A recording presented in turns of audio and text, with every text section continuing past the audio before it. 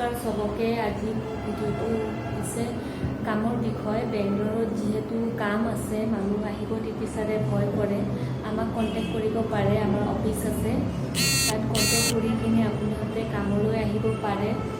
8 ঘণ্টা ডিউটি কৰিলে আপোনালোকক 14,000 টকা চেলাৰি দিব আৰু খোৱা ৰুম ফ্ৰী দিব। আৰু 12 ঘণ্টা ডিউটি কৰিলে আপোনালোকক 18,000 টকা দিব, খোৱা আৰু ৰুমটো ফ্ৰী দিব। আপুনি আমাৰ অফিচত আহিব পাৰে, আহি আমাক কণ্টেক্ট কৰি আমাৰ অফিচত আহক। আমাৰ এজেঞ্চি ফালৰ পৰা আপোনালোকক লৈ যাব কামলৈ। কেতিয়াবা কিবা প্ৰব্লেম হ'লেও সিহঁতে চাব। যিহেতু এজেঞ্চিৰ যোনটো ফৰ্মটো আপুনি ভৰিব লাগিব, সেইটো হৈ গ'ল আপোনাৰ 3,500 টকা আপুনি এজেঞ্চিখনক দিব লাগিব। যিহেতু কালি আপোনাৰ কামত যোৱাৰ পিছত আপোনাৰ কিবা প্ৰব্লেম হ'লেও আপুনি এজেঞ্চিয়ে যাই লৈ আহিব। এজেঞ্চিৰ কাৰণে আপুনি প্ৰব্লেম নাপাব, ধুনীয়াকৈ তাত থাকিব পাৰিব। আপোনাৰ কিবা প্ৰব্লেম দিলে বা চেলাৰি নিদিলে সেইবিলাক এজেঞ্চিয়ে চাব।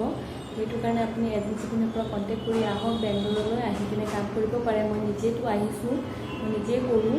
সেইটো কাৰণে আপোনালোকক জনাইছোঁ, কোনোবা আহিলে আহিব পাৰে বেংগলোৰলৈ।